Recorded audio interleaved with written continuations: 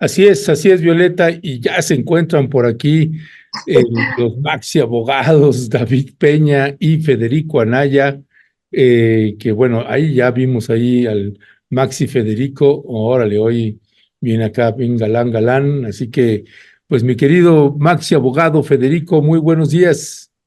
Buenos días, compañeros, y buenos días a la audiencia.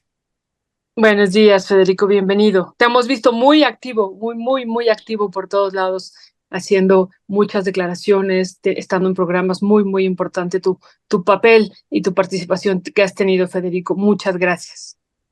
Bueno, No- a no- ustedes. nos dicen maxi abogados que ya usted está como Dios, que está en todas partes, qué barbaridad. Bueno, perdón, no íbamos a desaprovechar un poquito el carneo, pero también gusto, mi querido Federico, de que te estén invitando ahí en varios espacios. Y también ya se encuentra por ahí el maxi abogado David Peña, que hoy nos acompañará por audio solamente. David, muy buenos días. Hola, ¿cómo están? Buenos días, Federico, Ernesto, mi querida Violeta, toda la audiencia. Por acá ando en trayecto, entonces por eso me conecto solo por audio, pero para no faltar a esta su bonita mesa. Eso. Gracias, querido David. Un fuerte abrazo. A donde No, andes, fuerte abrazo. y estamos poniendo una foto bien bonita, galán, galán, aquí, nuestro querido David Peña. Oye, ya actualicé, me peleé con producción, ya les dije, oigan, actualicen mis fotos, o sea, de plano, ¿no? No, y nos ¿Cuáles acaba de... ponían, David? ¿Cuáles ponían? ¿Ponían unas muy antiguas u otras? ¿Cuál era? Unas muy antiguas y unas nada favorecedoras, mi querida Violeta. Ay, no, Entonces, o sea, no, pon bueno. la otra, Vikingo, pon la que estaba antes y... No le hagas caso, primo, no, tú deja esa, primo, eso, primera, ahí está, venga. Bueno, pues ya están aquí los maxi abogados y el gran tema, mi querido Federico, pues vuelve a ser y sigue siendo la reforma al Poder Judicial que mantiene, pues parece ser bastante alterado un gran sector de la clase política y financiera, mercados nacionales e internacionales haciendo presiones de todo tipo. ¿Cómo leer, Federico? ¿Cómo estás leyendo esta propuesta de reforma hoy en día, estando al lunes 17 de junio, con todo lo que, porque cada semana tenemos que estar actualizando todo lo que se está moviendo? ¿Qué decir, Federico? Eh, bueno, yo iniciaré nada más con un pequeño comentario a partir de algo que acaba de decirnos Violet. Esta declaración de la clase empresarial, que es la Confederación Nacional de la Patronal, en el sentido de se dañará irreversiblemente la confianza si se aprueba, me parece que es un tipo de declaración muy fuerte, pero en mi opinión muy exagerada.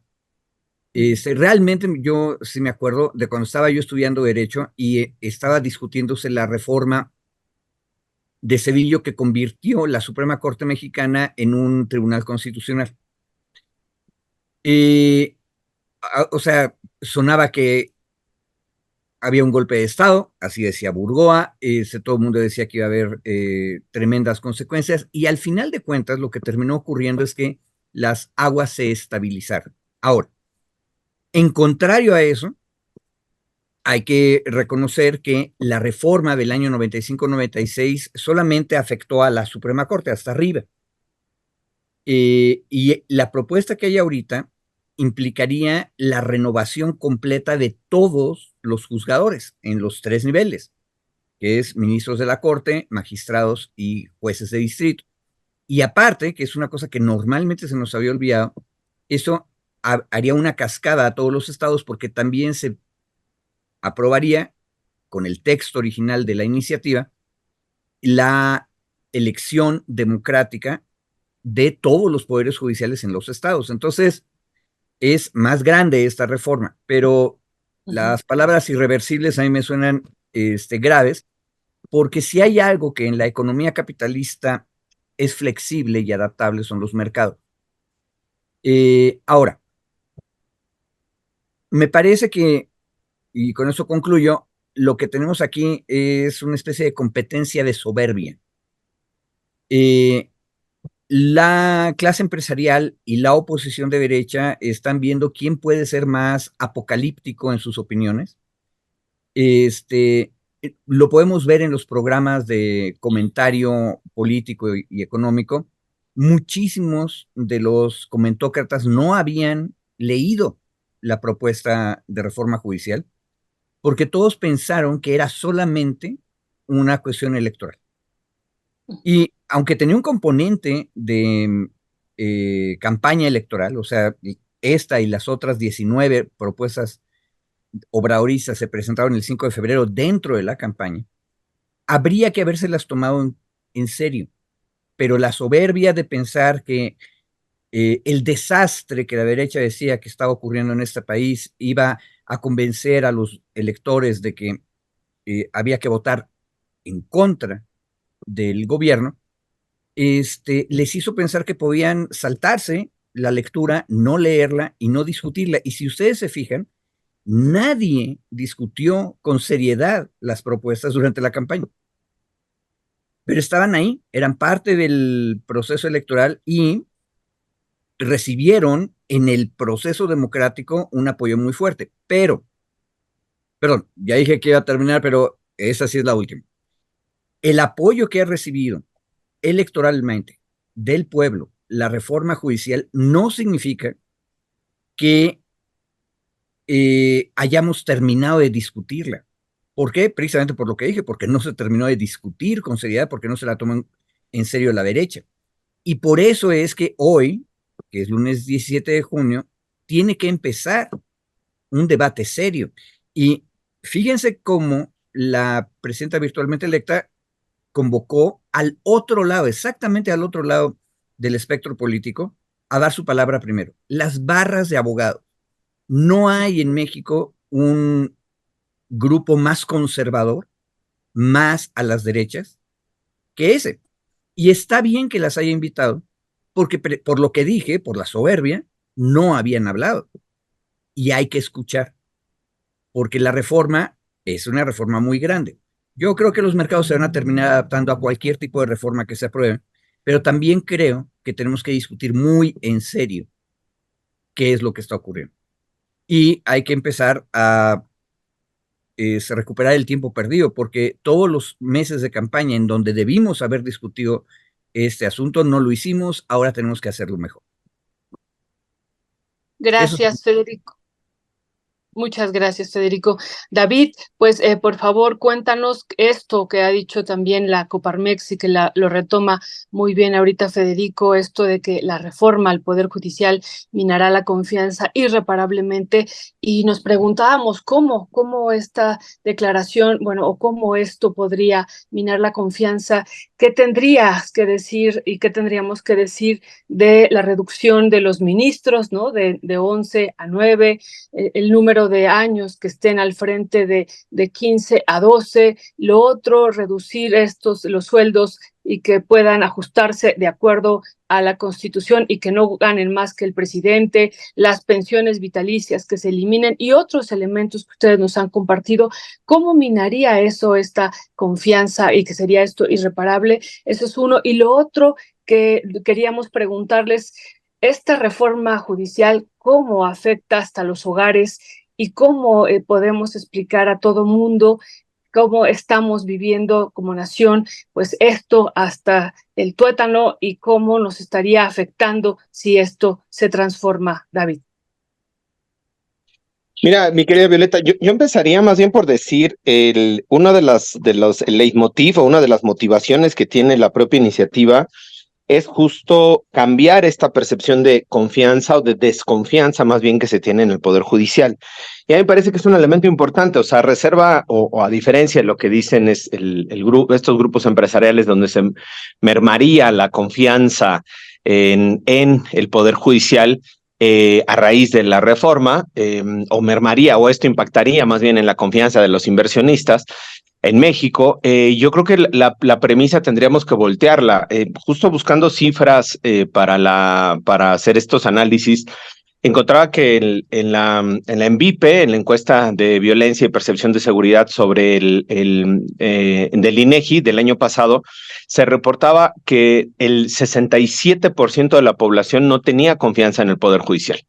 Es decir, más de las 2/3 partes de la ciudadanía no tienen confianza en el Poder Judicial y solo eran seguidos esos niveles de desconfianza del Poder Judicial por el Ministerio Público, que llegaba a 70% de desconfianza, y enseguida los policías a nivel municipal o local con el 75% de desconfianza. Es decir, los 3 eslabones que componen en la premisa básica, digamos, estos elementos de justicia, pensando en los delitos y en la justicia penal, es solo exclusivamente en esa materia, no en todo lo demás, son las que tienen los mayores niveles de desconfianza. Las policías de primer contacto, las policías municipales, las policías de acercamiento, los ministerios públicos, en general la institución del Ministerio Público y después el Poder Judicial.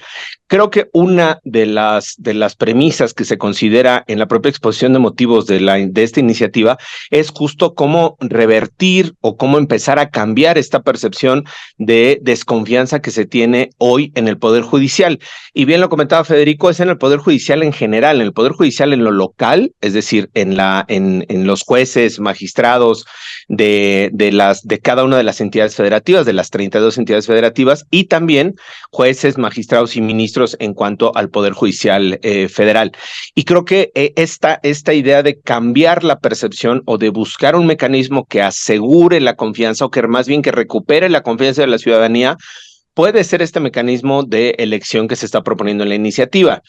Son muchos otros elementos que se tendría que atender, desde luego, pero me parece que este podría ser uno de ellos, o hacia allá va dirigido, es decir, hoy, ¿por qué la ciudadanía no tiene confianza en el Poder Judicial? En buena medida porque desconoce quiénes son, cómo llegaron, cómo están ahí, por la forma en la que se tramitan, desde luego, los juicios, pues, los procedimientos en materia judicial, todos los procedimientos judiciales, y también porque la gente no se siente cercana a este poder, a diferencia del Poder Legislativo e incluso el Poder Ejecutivo, en el que puede sentirse más cercana, se conoce mucho más su actuación, se puede cuestionar mucho más. En cuanto al Poder Judicial, digamos, una de las premisas que sustenta la iniciativa es que no se conoce, la gente se siente ajena al propio Poder Judicial, y creo que esto es un mecanismo. Yo he cuestionado si pueda ser un mecanismo efectivo o no, lo podemos seguir discutiendo. Me parece que puede ser un elemento efectivo, puede ser una medida efectiva, quizá no elegir a todos los niveles de todo el Poder Judicial, quizá solo algunos. A mí me parecería que pudiera ser más práctico, más pragmático elegir a ciertos niveles o, por ejemplo, a las instancias de supervisión, a estos tribunales ¿cómo se llama? De tribunales, bueno, como tribunales, ayúdame, Federico, tribunal éticos. De disciplina. De disciplina, perdón. Tribunal de Disciplina Judicial, gracias. A estos tribunales de disciplina judicial, que ellos y ellas sí pudieran ser elegidos por voto popular. Es decir, creo que podría haber diferentes formas o fórmulas para poder aplicar esto y no ser algo tan enredoso como hoy se ve en el texto. Habría que ver cómo se pretende aplicar, y eso lo vamos a conocer, creo que en los foros de discusión, en el Parlamento abierto que se haga, y justo creo, y con eso termino, esta idea de decir, vamos a abrir los foros y las mesas para escuchar la opinión de la gente. En algunos otros medios decían, bueno, es que ya no va a haber debate, ya no se va a cambiar la iniciativa. O sea, a mí me parece que justo una de las premisas que tiene es cambiar la iniciativa, modificarla en algunas cosas. El presidente ya dijo que se vayan a elección, eso es inamovible, pero ¿qué modalidad de elección? ¿Cuántos? ¿Qué niveles? ¿Cómo? Eso se sigue en discusión, es decir, porque no está en el texto constitucional. Entonces, me parece que eso tendríamos que sumarnos a esa discusión. Insisto, puede ser, desde mi perspectiva, para hacer todos los procedimientos en todo lo local, en todo lo federal, puede ser muy engorroso, puede ser demasiados procesos de elección, quizá limitarlos, quizá hacer un voto, no sé si ponderado, fórmulas, es decir, se tiene que seguir discutiendo el procedimiento. Y en cuanto a los otros aspectos que tiene la iniciativa, que me parecen igual sustantivos, que lo podemos comentar, creo que tampoco estarían sujetos a demasiado margen de movilidad o de negociación, porque justo lo que le está apostando esta reforma es a cambiar una parte esencial del Poder Judicial. No es una reforma de justicia, ya lo hemos dicho aquí, es una reforma enfocada enfocada a una transformación del Poder Judicial. Tampoco es una transformación total del Poder Judicial, justo lo decía Federico, es una bastante amplia, bastante más ambiciosa, pero al final es una iniciativa que sí puede ayudar, insisto, a cambiar esta percepción de desconfianza que se tiene en este otro poder. Ya, gracias, mi querido David. Federico, pues viendo también ahí, leyendo algunos en el Financiero y en algunos medios que tienen esta preocupación o dicen es un escándalo que se quiera cambiar todo de un solo golpe, ¿no? Es decir, 600 jueces, 9 ministros, bueno, 1,633 entre magistrados y jueces, y se escandaliza. En tu caso y en el caso de David, ¿cuál es tu percepción? Por ejemplo, déjame salirme un poco de los magistrados, que ese es un tema, sino de los jueces. Y ahí David también le toca lidiar con muchos de los jueces en Tamaulipas, en Guerrero, en En Morelos.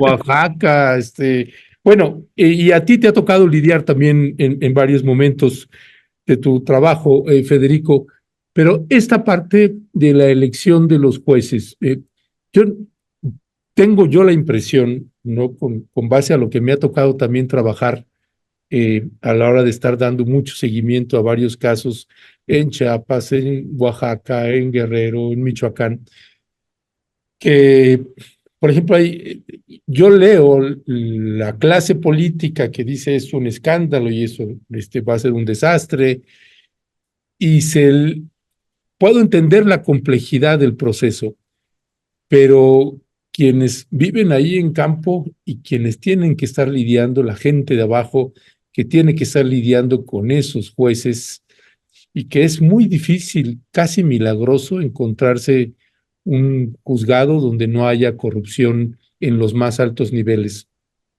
Desde mi punto de vista y pensando precisamente en la gente de abajo, creo que es una necesidad apremiante. Y otra vez vuelvo al mismo punto que hemos tenido a veces ángulos y miradas distintas en el sentido de la urgencia, ¿no? Y la urgencia de querer hacer esta reforma que dicen, bueno, el gobierno está urgido y la quiere hacer precipitadamente. Y no es lo mismo el sentido de la urgencia de quien está padeciendo esos niveles de injusticia, ¿no? Que es verdaderamente tremendo. ¿Cuál es tu mirada en ese punto, Federico? Bueno, de entrada que estoy de acuerdo contigo. Qué bueno que lo planteaste como lo acabas de hacer. Hay urgencias que vienen de toda la sociedad, que es la que tú acabas de decir, donde efectivamente a la hora de que se está litigando, yo he litigado muy poco comparado con David, pero estoy seguro que David no nos va a corregir la plana en esto. Lo cierto es que es bien difícil encontrar un juez que tenga sensibilidad y que esté dispuesto a escuchar de manera honesta lo que la gente le está diciendo en el juzgado. Es tremendamente difícil. Es más, hemos discutido en esta mesa muchísimos casos de jueces que no tienen ninguna sensibilidad, pese a que han recibido horas y horas de capacitación en multitud de escuelas judiciales. Por lo tanto, a la gente le parece apremiante y urgente que haya una reforma judicial. Completamente de acuerdo. Y hay otra urgencia que es completamente distinta de parte de las élites que tienen los dineros y las necesidades financieras de estar litigando entre ellos, por cierto, y que están muy a gusto o aceptablemente a gusto con el sistema judicial como lo tenemos ahora. Si les falla el juez de Michoacán o de Campeche, le dicen a sus abogados que vayan y presenten el amparo, entonces lo llevan al sistema federal y corrigen las cosas que no les gustaron, porque tienen la capacidad de activar todas las piezas del mecanismo judicial que está ahorita. Bueno, a esas personas obviamente ni les es apremiante ni les es urgente una reforma, porque tienen mecanismos para enfrentar la injusticia y la falta de sensibilidad que también ellos sufren seguramente.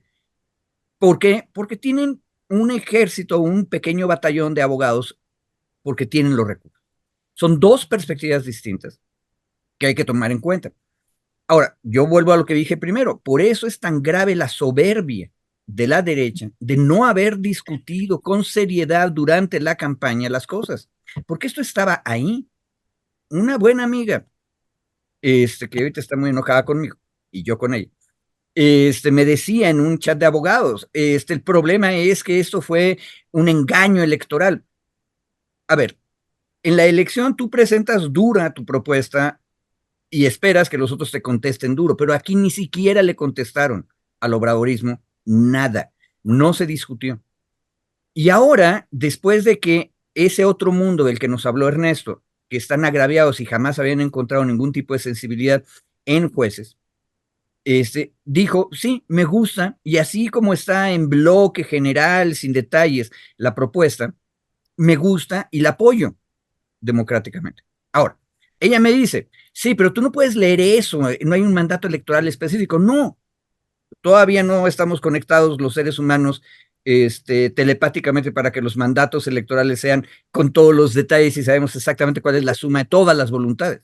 No, todavía no estamos ahí, pero fue bastante claro y como ella misma me decía, la reforma judicial estaba ahí en la propuesta electoral, en el plan de Claudia Sheinbaum, como está ahorita. Y agregaría una cosa, no es nada más cambiar, si se aprueba como está el texto, todo el Poder Judicial Federal, ministros, magistrados y jueces, que son los 1,700 que dijo Ernesto, también es cambiar todos los poderes judiciales de los estados, que son como 5,000. O sea, también eso va, y eso está en la reforma. Ahora, precisamente los defectos del proceso de discusión democrática electoral es lo que tenemos que complementar ahora. Y como los que menos hablaron fueron a las derechas, es precisamente a las barras de abogados a quienes se les está preguntando ahora. Ojalá lo discutamos en serio, porque los cómo, como por ejemplo, ¿en qué momento es conveniente? Vamos a cambiar de un jalón todos y nos vamos a elección del sistema. ¿En qué momento? ¿Todos juntos en el año 2025 o lo vamos escalonando? Eso es una cosa a discutir.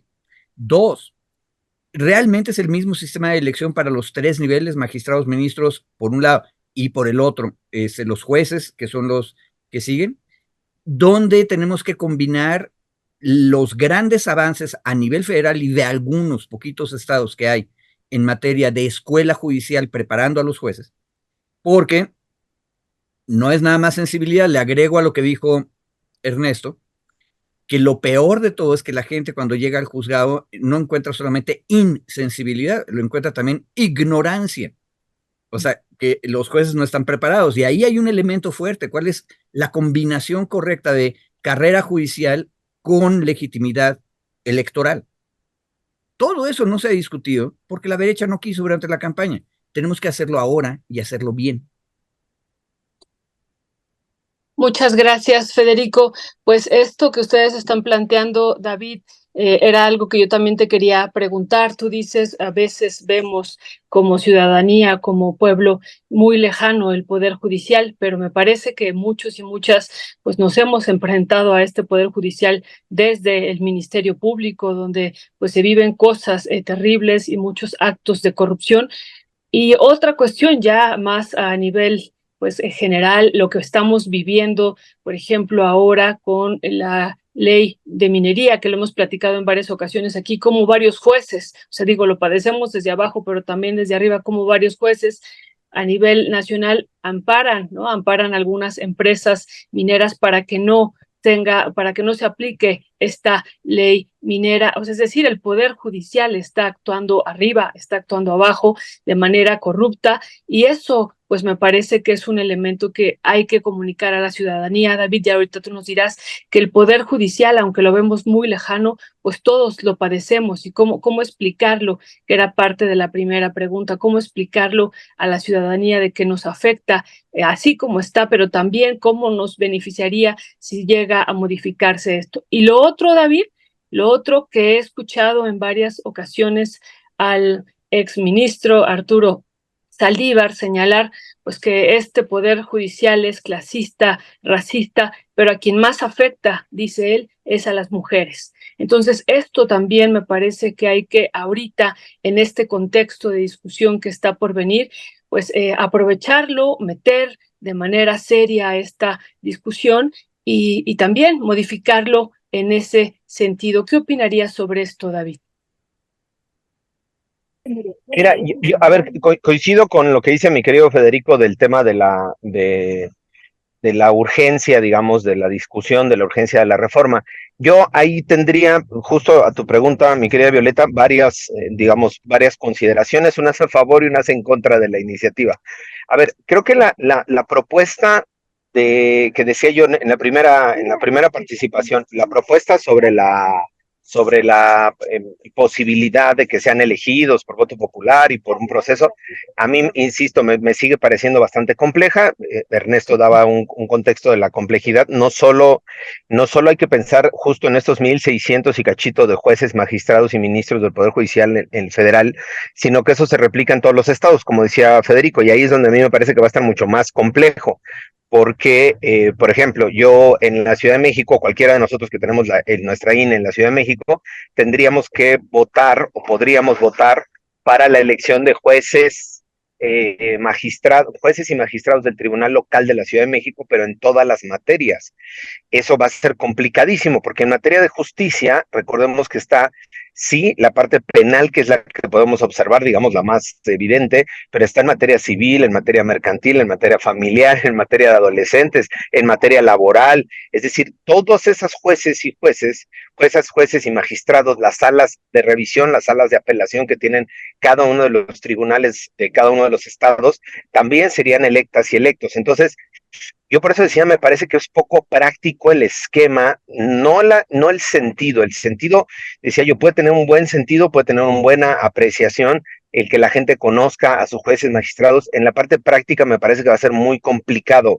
Insisto, esperaríamos al detalle fino de la propuesta o al aterrizaje de la propuesta sin descalificarla de entrada. Yo ahora lo que estoy leyendo, insisto, me parece que sería sumamente complicado el proceso para poder hacer la elección aquí, por ejemplo, en la Ciudad de México, de todos los jueces penales, todos los jueces civiles, todos los jueces mercantiles, todos los jueces laborales, además de todas las salas, además de los jueces de distrito que nos corresponden federal, de los magistrados que nos corresponden por este circuito judicial en lo federal y además por los ministros, que eso es lo de menos, digamos, ¿no? Pues la menor cantidad. Pero bueno, esa es una primera consideración. ¿Cómo va a impactar en la gente?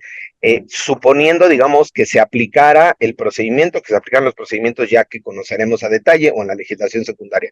Me parece que va a impactar, primero, decía yo, de forma positiva, porque la gente podría tener mayor acercamiento, mayor conocimiento con quienes están ahora en el Poder Judicial o con quienes vayan a resolver.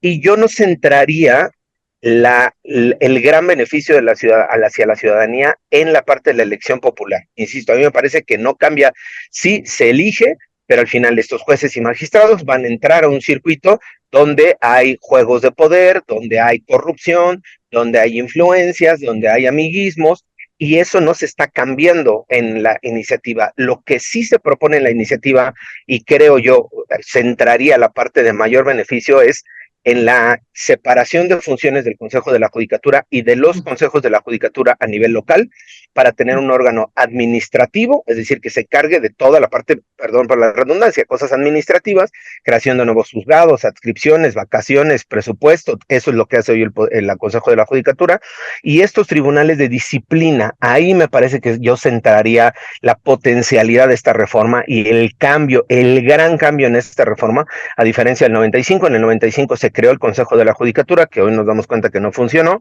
o que no funcionó para lo que estaba pensado, y la creación de estos tribunales estos tribunales para estar supervisando la disciplina judicial, a mí me parecería, esa sí es tendrá un gran impacto la reforma en términos de beneficio hacia la ciudadanía, porque tendríamos mecanismos para que la propia gente pueda no solo hacer las denuncias, sino supervisar el trabajo del Poder Judicial, que hoy no hay mecanismos de supervisión del Poder Judicial, ni en lo local ni a nivel federal. Creo que eso yo resaltaría, perdón, la gran valía de esta reforma, si se aprueba en esos términos, que además la discusión ni siquiera se ha centrado en eso, y que me parece que es lo más trascendental de la reforma, el tener estos mecanismos de supervisión, de disciplina, de control. Ahí sí, con participación ciudadana, con colegios de abogados, con especialistas, que entre pares, es decir, entre abogadas, especializados, especialistas, revisen la actuación de lo que se está haciendo en el Poder Judicial. Me parece ahí sí que eso tendría un beneficio muy positivo para toda la ciudadanía. Ahora sí que se enfrenta, como dices tú, Violeta, diariamente a estos esquemas de poder judicial, de corrupción, de complicidad, de amiguismos, y que hoy no hay prácticamente ningún mecanismo de control o de supervisión. Yeah. Bueno, será un tema que todavía nos va a dar muchos programas para estarlo abordando. Si hay algo más que quieras añadir sobre esto, Federico, pues adelante, si no para pasar al siguiente tema. Y yo nada más señalaría que dentro de todas las polémicas y ángulos y miradas, lo que creo que hay que celebrar es que se esté colocando el reflector a profundidad, un escaneo de todo el esquema del Poder Judicial de la Federación, y que haya un debate y discusión, y particularmente que está llegando mucha información al pueblo de México de cómo funcionan estos esquemas y los niveles de corrupción hasta dónde han salpicado. Así que bueno, más allá de que quieras añadir algo, me gustaría pasar al tema otra vez, ¿no? Que Emilio Lozoya y el caso agronitrogenados, mi querido Federico Anaya, pero antes de entrar a esa pregunta, ¿quieres añadir algo al respecto? Ernesto, y solamente, perdón, solamente esto que le preguntaba a David y que hemos escuchado, decía hace ratito al ministro Saldívar, ¿no? Todos sabemos que el Poder Judicial también es clasista, racista, pues quienes están en la cárcel, pues finalmente son la gente que no puede pagar un juez, o una situación ahí de pobreza, o los pueblos indígenas. Y Saldívar ha hecho mucho énfasis en que una reforma al Poder Judicial profunda tendría que enfocarse mucho también en ver que parte o una parte fundamental que ha desfavorecido a un sector fundamental que ha sido desfavorecido por este Poder Judicial son las mujeres, y ahí también tendríamos que centrarnos. Nada más eso, algo que yo les preguntaba a ustedes, David y Federico. Muy bien. Perdón, yo no lo contesté, pero le tocaba a Federico. Perdón, mi querido Federico, y ahorita le respondo a Violeta. Sí, sí, adelante. Nada más un detalle. Precisamente lo que estaba pensando yo es que uno de los problemas de la propuesta de reforma constitucional, que es otras cosas aparte de la elección, ya lo dijo David, está la cuestión del Tribunal de Disciplina. Y también hay una sugerencia de meter en la Constitución más fuerte el límite de tiempo que pueden durar los juicios en materia penal, pero párale de contar, la verdad es que no hay más de 5 cosas fuertes en esta iniciativa. Son muy fuertes, son muy importantes, pero son bien poquitas. Entonces no hay, Violeta, en la iniciativa de febrero, nada que nos permita abordar los temas que tú estás diciendo. Precisamente por eso es que es importante este momento de debate para recuperar el tiempo.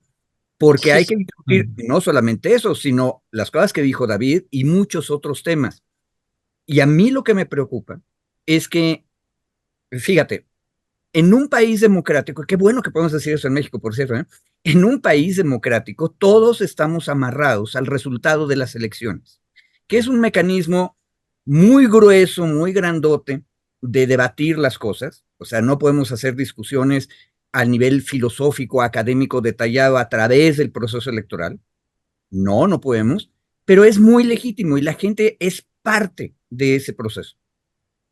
Pero precisamente por eso necesitamos espacios de reflexión donde las personas que tienen más detalles y más conocimiento discutan las cosas. Pero el problema que yo estoy viendo es que todas esas personas, en general, se pusieron del lado de las derechas durante la elección y dijeron, no, vamos a poderlo detener. Y ahora que ven que no pudieron detenerlo, lo que dicen es, no discutamos porque ya lo van a aprobar ellos solos con su supermayoría.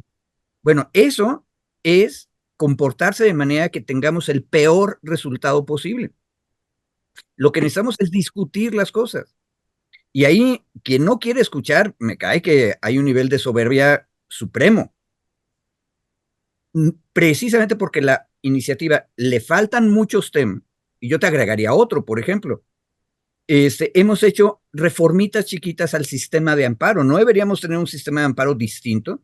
Ojo, lo cual significaría que esa es una reforma todavía más grave, todavía más complicada. Esos temas no están. Entonces tenemos que tomarnos en serio el debate que se abrió ahorita. La izquierda está siendo racional diciendo, ya gané, tengo un mandato grande, pero está muy grueso mi mandato, yo quiero saber los detalles. Este es el momento de empezar a oír los detalles. Y, Violeta, no hay. En la iniciativa como está, no hay elementos que nos permitan defender los derechos de las mujeres y tampoco, por ejemplo, lo que yo siempre he dicho, los derechos de las comunidades indígenas a defender su territorio. Eso no está. Entonces, y tendría que estar, ¿no? Pues o sí. sea, por eso decimos, eso es prioritario, ¿no? Todo el sistema patriarcal machista a la que nos enfrentamos, como dice aquí una compañera de la audiencia, todos los días, ¿no? Y en eso también hubo un mandato. En los ministerios públicos, con los jueces, es terrible y eso tiene que modificarse también. A ver, ahora sí ya le entro yo, allá le entro yo. A ver, es que justo, mi querida Violeta, o sea, cuando yo decía, no es una reforma de justicia, es una reforma de una parte orgánica del Poder Judicial, y ahí hay que dimensionarla. Y justo a tu pregunta de decir, a ver, ¿es un sistema judicial clasista, racista, sexista, machista, patriarcal, neoliberal, colonialista? Claro que sí. ¿La reforma sí, lo cambia? ¿lo es? No, así de simple. No, claro, la reforma lo cambia, no lo cambia. Esta reforma no cambia esa estructura de ese sistema. Es muy ambicioso pensar que una reforma pueda cambiarlo, claro, pero a tu pregunta expresa, que es de todos los componentes, los malos elementos y los malos componentes que tiene este sistema de justicia, lo sigue replicando o sea, se siguen manteniendo, digamos, en el esquema que se tiene, ¿no? Y clasista, sexista, racista, machista, patriarcal, colonialista. Eso no va a cambiar porque hoy Federico Anaya de magistrado de circuito y mañana esté David Peña de magistrado de circuito. Podemos cambiar en cuanto a la forma de actuación individual de algunas juzgadoras, de algunos juzgadores, claro, pero eso no cambia el sistema como tal. Entonces, por eso yo digo, la propuesta, la reforma, la iniciativa, decía Federico, tiene 3 o 4 puntos más ayudan a mejorar el sistema, a cambiar, claro, pero es una reforma al final, insisto, que no es una reforma, ¿cómo diría yo?, radical en términos del fondo de lo que se vive en el sistema de justicia. Pensaría yo que es una reforma para abrir la brecha en materia de justicia, de acceso a la justicia, y eso me parece que ya es en sí mismo un beneficio, que se toque al Poder Judicial, que se abre esa brecha del Poder Judicial para poderlo modificar o reformar en el futuro, en este próximo sexenio, y recordemos que ahí también, digo, como dato de referencia de contexto, el presidente pudo haber hecho esta reforma al inicio del sexenio, cuando tenía la mayoría, no lo quiso hacer, porque fue una decisión del presidente, no lo quiso hacer, y lo hizo ya en la parte final, digamos, de su sexenio. Yo no digo que esté bien o esté mal en qué momento lo ha hecho, pero lo pudo haber hecho desde el principio. El diagnóstico del Poder Judicial se tenía, la descripción de todos estos elementos negativos que conforman el sistema se tenía desde el origen, y no se quiso hacer la reforma. Se propuso en este momento y creo que la discusión, insisto, es importante abrirla, pero no cambia ni trastoca el sistema. La gente que está en la cárcel, la mayoría es gente pobre, la mayoría de esa gente pobre son mujeres, las que están acusadas por delitos que pudieran alcanzar algún beneficio y no lo tienen. La mayoría de la gente que está en prisión preventiva, que ya hemos discutido aquí, que es inconvencional, contraria a los derechos humanos, es gente pobre. La gente que recurre a los tribunales en la mayor cantidad, por ejemplo, en materia familiar, son mujeres que se encuentran en condiciones de separación, de violencia, de divorcio, peleando la guardia de custodia de sus niñas y niños, y ese esquema en cuanto a la incorporación o a la preferencia o la prevalencia en materia de derechos humanos, que haya un cambio en cuanto a la forma en la que se está hoy impartiendo justicia en México, no lo tiene la reforma. Insisto, no por eso estoy diciendo, está mal la reforma, no, me parece que es un avance, se modifican algunas cuestiones sustantivas. Yo insistiría, perdón por la insistencia, pero insistiría en que el tema del Tribunal de Disciplina, a mí me parece que es la clave de la reforma, reforma, si ahí logramos poner a gente que sea independiente, que tenga criterio judicial, que sepa, que conozca de la materia, me parece que eso puede abonar muchísimo a ejercer estos mecanismos de control al interior del Poder Judicial. Si no, vamos a caer en lo que sucedió en las fiscalías, que creamos organismos autónomos en las fiscalías. La Fiscalía General de la República le pusimos un Consejo Ciudadano, que aquí mi querido Federico nos recuerda cada vez que tiene posibilidad, un Consejo Ciudadano que al final eliminó Hertz Manero, un Consejo Ciudadano que era un mecanismo de control, de transparencia, de vigilancia, lo eliminó Hertz Manero de la ley, lo avaló el Senado, lo avaló la Cámara de Diputados, lo avaló el presidente como un mecanismo de control y nadie dijo nada, literalmente. Entonces, creo que ahí se entrarían más bien las fuerzas para poder ayudar a abonar un poco en la transformación de este sistema. Gracias, mi querido David. Federico, y a propósito del caso de Emilio Lozoya, nitrogenados, el Poder General de la República, ¿no? Que me parece que aquí hay pues varias cosas que están ligadas, ¿no? Y esto que se declaró improcedente, y déjame leer este primer párrafo de la jornada. No sé qué demonios le pasa a mi computadora que está O te lo puedo leer yo. Mira, están te lo puedo leer yo. Sí, si lo tienes ahí, porque Mira, no sé ahí por qué no lo puedo abrir, mira. pero ese primer... A ver, Mira. Adelante. Ciudad de México. Un tribunal colegiado de apelación declaró improcedentes por extemporáneos las denuncias de impedimento presentadas por la UIF, Unidad de Inteligencia Financiera, Pemex, Petróleos Mexicanos, y la FGR, Fiscalía General de la República, para que Genaro Gerardo Alarcón López, juez de control del Centro de Justicia Penal Federal con sede en Reclusorio Norte, se declare imposibilitado y renuncie para instruir el proceso del caso agronitrogenados en contra de Emilio Lozoya Austin. Es decir... Sí, mi parte ahí, y por eso precisamente lo quería conectar. Aquí en esta mesa, precisamente con ustedes son los que han colocado una y otra vez, pues, o negligencia o contubernio, vaya usted a interpretarlo como usted quiera, de la Fiscalía General de la República en estos yerros que ha tenido con el Poder Judicial. En la campaña política, y como hay una confrontación del Poder Ejecutivo con el Poder Judicial o del Poder Judicial con el Poder Ejecutivo, pues todo se le ha cargado también al Poder Judicial, cosa que me parece era justo y necesario, pues también irle cargando pues las responsabilidades que tiene y que era prácticamente el único poder que me parecía que del que se hablaba muy poco o se conocía muy poco.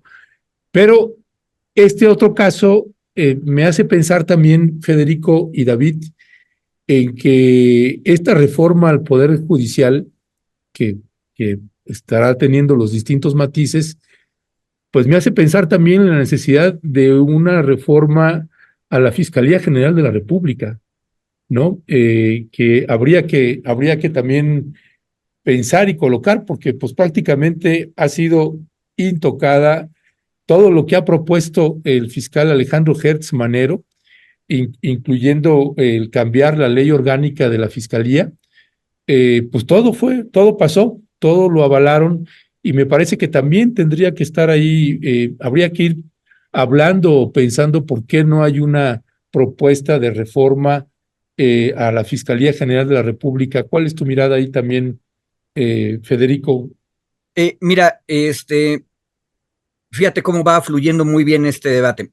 David nos acaba de decir de cómo Hertz Manero se ha negado durante toda su gestión a aplicar los principios de la reforma de fiscalías que se aprobó. Ojo, y esa se aprobó desde 2014. Y la ley que se creó en 2019, Hertz presentó su propia iniciativa, la trató de modificar. Hay una pequeña corrección. El gobierno de la República, Alejandro Encinas, al frente, logró detener muchas de las reformas que Hertz quería hacer, pero de nada sirvió, absolutamente de nada.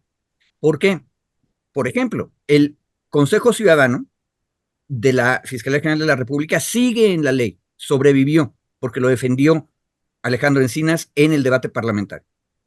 Pero el Senado no ha hecho la convocatoria para formarlo.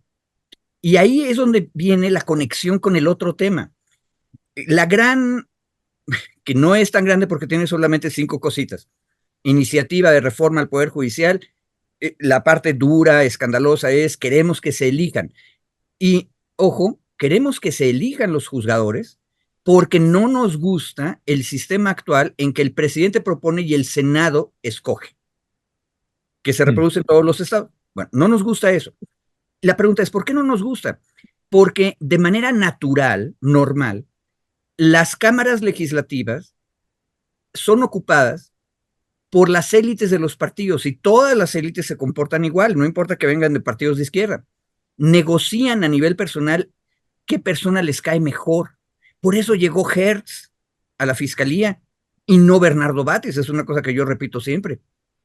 Porque a las élites de todos los partidos, incluidos los de la derecha, no les convenía Batis, preferían a Hertz, alguien de su propio momento geológico, o sea, todos son cuaternarios o cretácicos y por lo tanto prefieren a Hertz.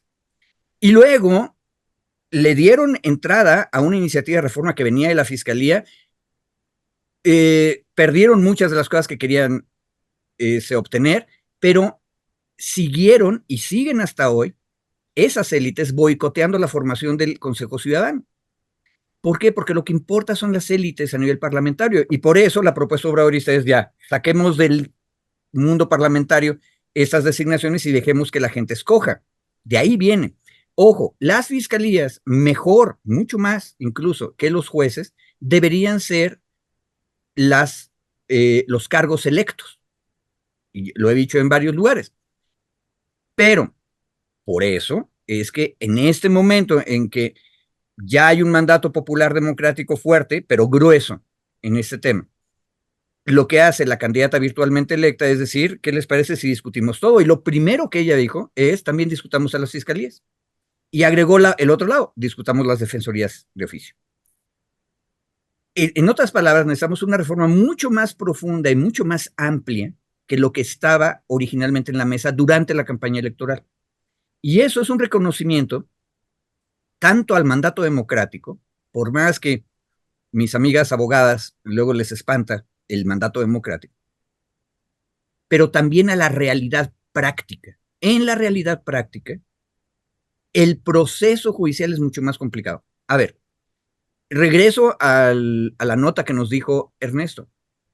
¿Cómo es posible que luego de varios años, ya perdí la cuenta, pero son por lo menos 4 años de litigio, y tal vez un poco más en el caso de Lozoya, porque el litigio empezó desde que se pidió la extradición, la fiscalía hasta ahora se haya dado cuenta que el juez de control que tenían enfrente es chafa? Porque ese es el argumento. Y por eso, cuando pidieron que lo quitaran, le dijeron, es extemporáneo tu argumento. Pues, ¿por qué? Porque tú, que aparte tienes capacidad de investigación, hubieras podido decir por qué no estaba preparado. Fíjense, todo el debate de la reforma judicial está concentrado ahí en un caso concreto. ¿Ese juez de control está bien capacitado o no para este caso? Eso lo puedo saber analizando su carrera, analizando sus fallos judiciales. Todo eso debió haberlo hecho la fiscalía desde el principio a la hora que le tocó a ese juez. Y es obvio que no lo hizo.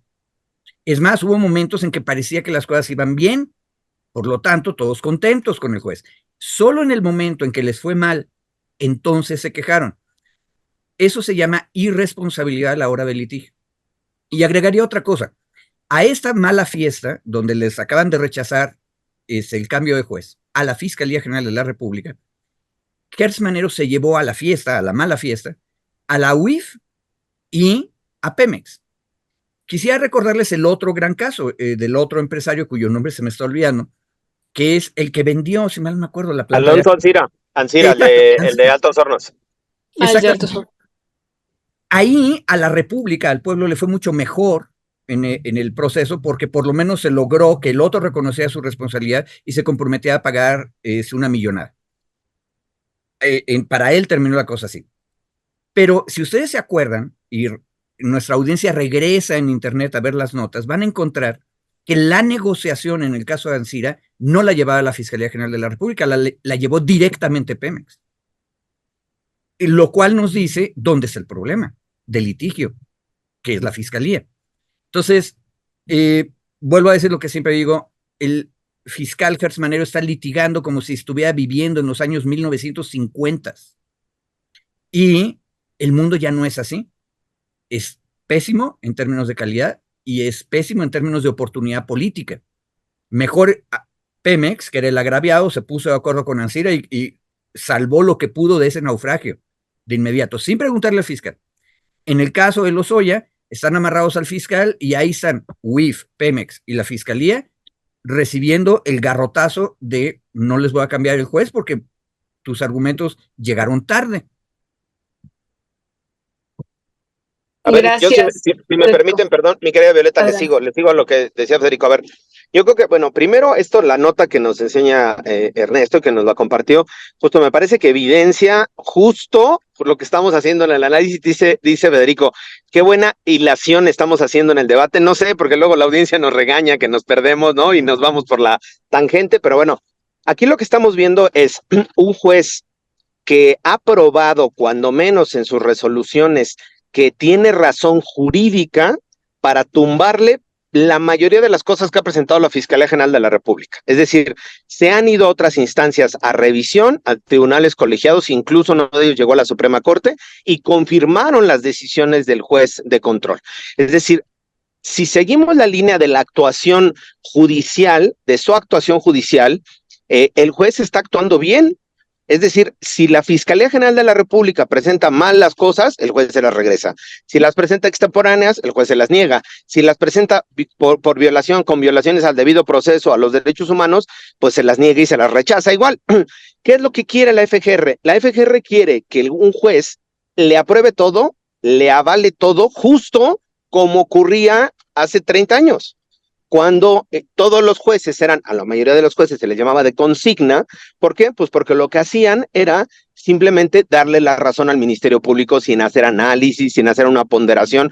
Aquí lo que estamos viendo es, en este caso específico del juez, es un juez que está actuando respondiendo, digamos, a sus obligaciones legales, internacionales, en materia de derechos humanos, y le está negando, le está dando palo a la Fiscalía. Cuando la Fiscalía lleva 3, 4, 5, 7 veces que va perdiendo, no frente al juez, porque el juez no es su contraparte, pierde frente a la defensa, pero el juez les va dando la razón a la defensa por lo que están presentando mal la Fiscalía General de la República, es cuando entonces la Fiscalía dijo, ya no me gustó el árbitro, a la mitad del partido.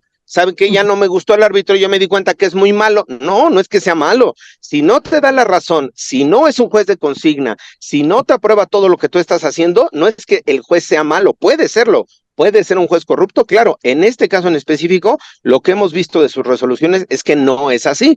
Habrá otros casos donde sí, pero esta FGR es esta estructura que está acostumbrada a tener estos jueces de consigna y así se replica a nivel local, en las fiscalías en lo local con el Poder Judicial local. Buscan a sus jueces que son de consigna, buscan a sus jueces que son los que les van a favorecer en estos esquemas, insisto, de corrupción, de complicidad, y van, digamos, litigan a modo o litigan de forma suavecita porque ya saben que esos jueces les van a dar la razón. Creo que este es un claro ejemplo de lo que yo coligaba con el texto anterior, digamos, con el análisis del texto de la iniciativa. Se va a elegir a las personas, sí, ahora no va a estar el juez Juan no sé qué, ahora va a estar el juez Pedro tal. Eso cambia en esencia, que él resuelva de cierto tipo, de cierto modo o no, a mí me parece que no.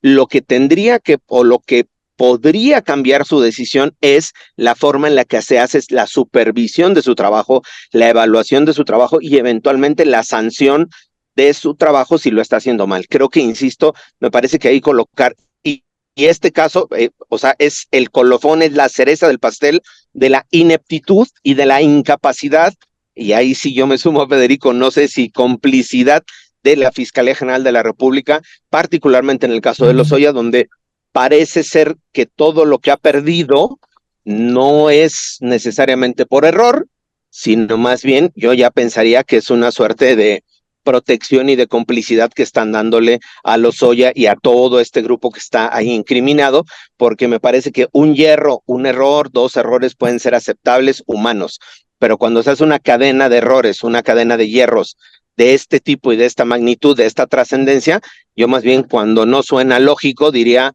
suena metálico, y ahí creo que hay que analizar también, ¿no? Cuando no es lógico, cuando no suena lógico, suena metálico, y habría que ver ahí también las redes de complicidad que siguen al interior de la Fiscalía General de la República.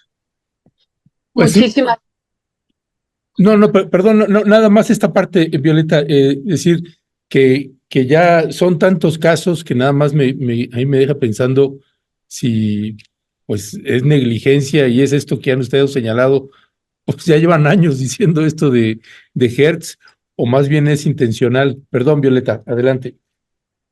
No, pues más bien le iba a preguntar a Federico esta situación que comenta él y que viene en la nota y que ya hacían ustedes referencia, que esto pues es improcedente porque ya es extemporáneo, pero ante un juez, ¿no? Que se está acusando de que es parcial y que comete ilegalidades, bueno, ¿qué se puede hacer? O sea, ya no se puede hacer nada porque ya es extemporáneo y entonces ya se tendrá que seguir lo que resta del proceso así, aunque como dice David, estemos a la mitad del partido o algo se puede hacer o tendría que ser también parte de lo que se proponga.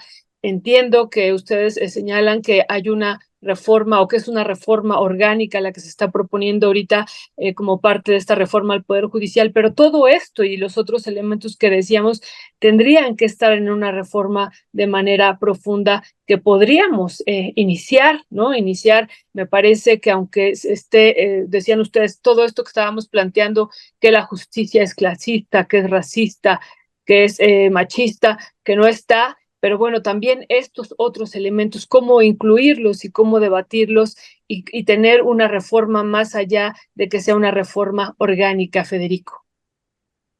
A ver, hay una cosa importante.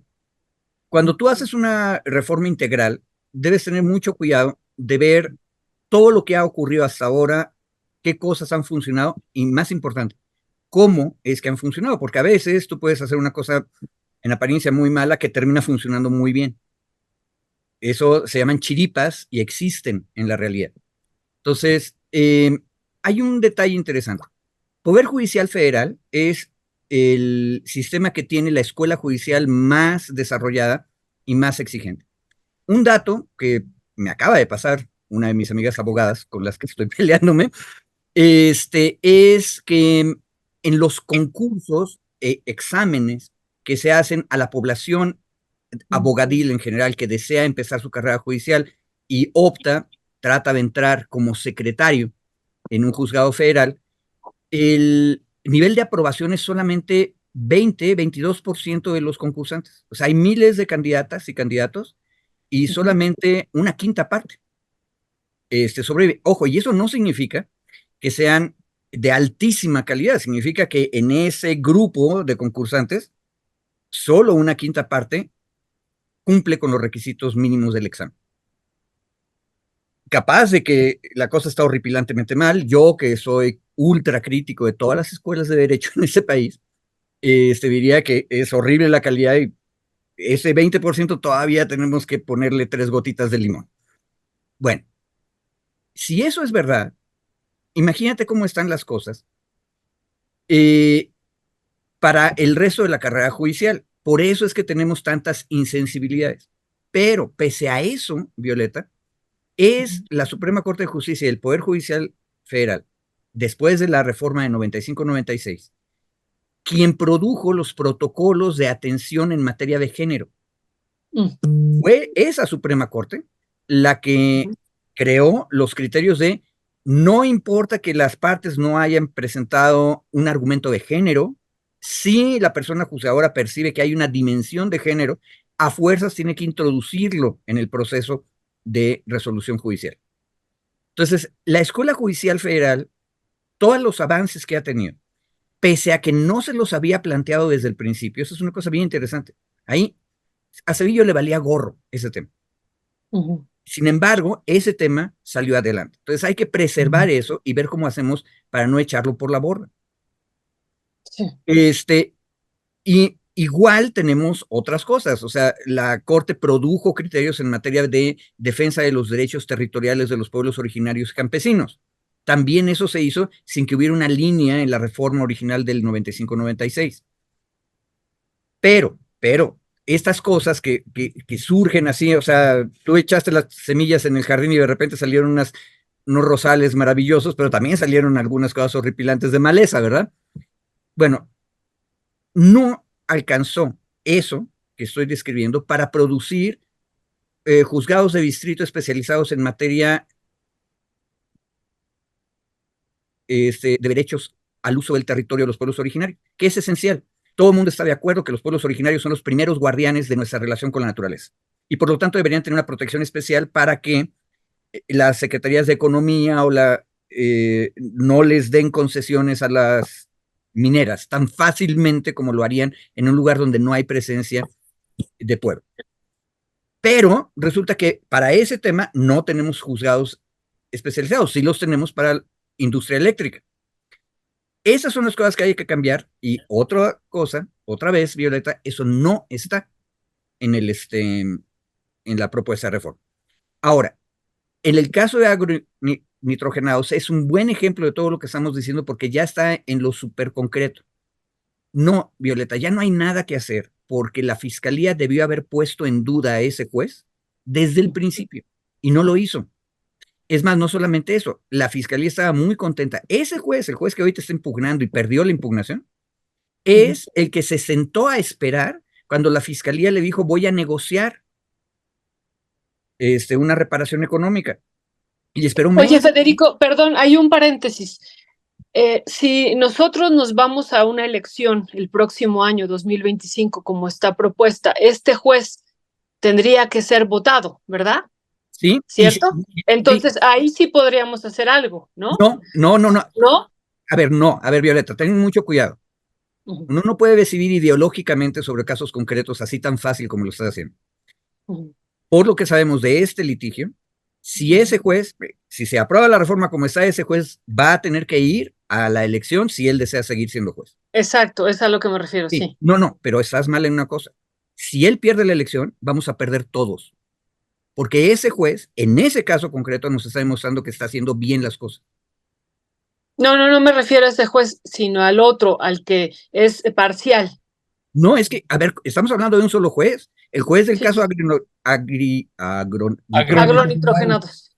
Ese juez no está siendo parcial. Ese juez está diciéndole que no a la fiscalía cuando tiene que decirle que no. Hizo bien las cosas. Quien hizo mal el trabajo es la fiscalía. Entonces, si ese juez pierde la elección, perdimos todos, Violeta.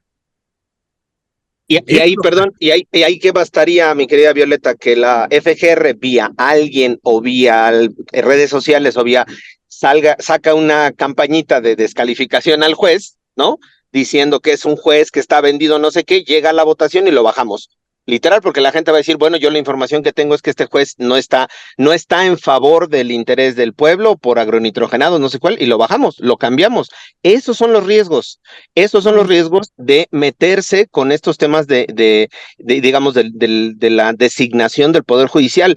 Hoy el juez, decías tú, Violeta, no se le puede hacer nada así, tiene mecanismos de supervisión judicial arriba, es decir, sus decisiones están supeditadas a una revisión de un tribunal colegiado y eventualmente de la primera sala de la Suprema Corte de Justicia. Si estos tribunales superiores en lo judicial le dan la razón, pues se sigue el procedimiento. Hoy tiene la posibilidad la propia defensa la propia Fiscalía General de la República de presentar una queja ante el Consejo de la Judicatura. Y ahí me parece, busqué los datos justo en lo que hablaba Federico para ver cómo estaban los datos del Consejo de la Judicatura en materia de las denuncias que se han presentado en el año 2022. En el año 2022, el Consejo de la Judicatura recibió les doy el dato exacto, 5,420 denuncias derivadas del incumplimiento de las obligaciones de los servidores públicos, 5,420 denuncias, ¿sale? De esas, el 73% fueron declaradas como no procedentes y solo el 7,9% fueron declaradas como procedentes. Es decir, solo 7,9% de las denuncias hubo elementos ni siquiera para destituir a un juez o a un magistrado, para hacer una investigación, para encontrar elementos que pudieran estar relacionados con el incumplimiento de sus obligaciones. Hay control, hay un sistema de control, insisto, judicial, que son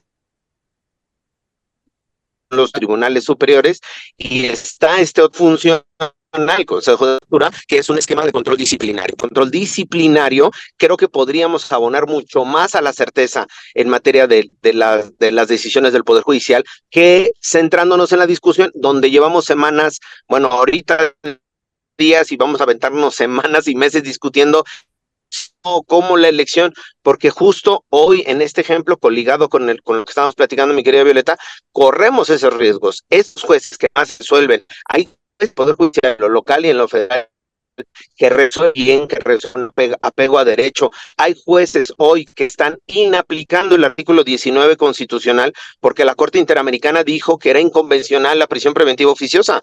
Esos jueces y esos magistrados salen exhibidos, entre comillas, en la mañanera diciendo, son jueces corruptos, son jueces que favorecen a delincuentes, son jueces que están cumpliendo las normas internacionales y los criterios internacionales. Si no le gusta a alguien del gobierno es otro tema, pero eso no implica que sean jueces corruptos ni jueces incompetentes.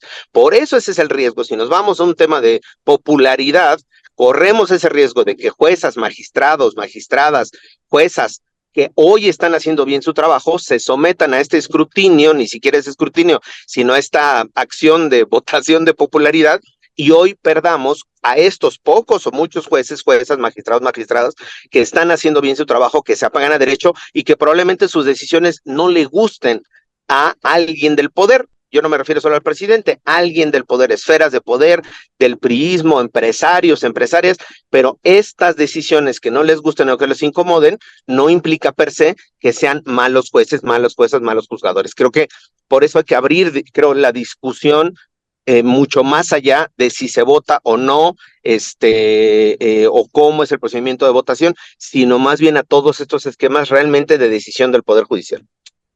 Ya, pues Ya, David. yo creo que hay varias cosas que hay que comentar, porque la nota, yo a lo que me refería, Federico, la nota dice, las autoridades acusaron al togado de ser parcial y cometer ilegalidades tanto en este asunto como en el de Odebrecht, ¿no? Eso y lo otro que ustedes estaban diciendo y que el Tribunal Colegiado de Apelación declaró improcedente por extemporáneo las denuncias que ustedes ya hicieron referencia a esto. A eso me refería, si no había nada que hacer y si este juez, no hay nada que hacer, dices. Y yo lo que preguntaba, pero este juez va a ser sometido si pasa esta reforma del Poder Judicial el 2025, esa era mi pregunta, ¿no? ¿Sí? Esa era mi pregunta. Ya. Y sí, va a ser sometido y puede ser removido, ¿no? ¿Sí? Bueno, Violeta, y ya está. Pero la remoción no quiere decir que esté bien, mi querida Violeta. O sea, es mi punto. Yo no digo que esté bien o esté mal. Yo digo puede ser removido, sí, y si es un buen juez, ¿por qué va a ser removido? Claro, pero va a ser removido. O sea, ese es el riesgo. O podría, ¿no? Podría. A ver, no, va a ser removido, porque el decreto dice, todos dejan en funciones, punto. Si él participa en la elección. Pero él puede participar. Claro, puede reelegir, o sea, puede escogerse o no, pero va a dejar de ser juez.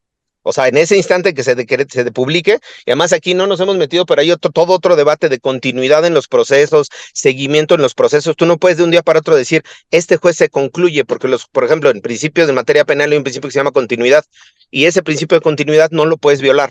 Es decir, si es un juez el que está juzgando, tiene que ser el mismo juez hasta el final del juicio. Si hoy pues se publica el decreto y nos vamos a la elección extraordinaria, todos esos juicios tendrían que retrotraerse, digamos, y empezar desde cero para poderle dar el principio de continuidad. Es un tema muy complejo, insisto, en términos prácticos, no es nada más, lo removemos y ya, no, tiene muchísimas complicaciones en lo práctico. Creo yo, y al final, creo que va a tener matices la reforma, creo que va a tener cambios la reforma, creo que Saldívar está metiendo ahí mano para hacer estas cosas del ajuste fino, de cómo sí, cómo no, porque no es así en el grueso como estaba planteado, y creo que lo que vamos a estar escuchando en las próximas semanas en el debate, en los parlamentos, va a ser más bien estos ajustes, esta forma, en el detalle fino de cómo va a estar operando la reforma. Bueno, Federico y David, muchísimas gracias. Ya está Arnoldo Cuellar ahí esperándonos en la siguiente entrevista, pero muchísimas gracias, David y Federico. Pues es un tema que realmente nos apasiona de muchas maneras y que está generando también muchas dudas. Yo cerraría nada más con un comentario que hace alguien de la audiencia, bueno, dos. Uno, Angélica Nería Bruno, que dice: las universidades particulares y las barras de abogados son el club de Toby y además son de derecha todos. No me gustan, mucho de cierto en eso. Y esto que dice Gladys Ángeles Dávalos: propongo y voto porque los licenciados Federico y David para el Poder Judicial se han ganado mi confianza en estos años que llevo escuchándolos y se han dado a conocer como los super abogados, o sea, los maxi abogados. Así que David y Federico, muchísimas gracias. Yo nada más le diría a Gladys, yo propondría a David en la Fiscalía General de la República y a Federico, uno de los magistrados. Sería todo un trabajo valiosísimo. Gracias, David, y gracias, Federico. Oye, no, que sea el magistrado presidente de la Suprema Corte de Justicia, el ministro. Paso a paso. Pero ya nos estaremos viendo. Falta mucho que discutir. Muchísimo. Ya nos estaremos viendo en las elecciones ahora, mi querido Federico. Pero bueno, ahí vamos, gracias. Bueno, se registran, por favor, se registran, por favor. Gracias. Claro que sí. Ahí estamos. Abrazos, Violeta, querida. Abrazo, David, abrazo, Federico.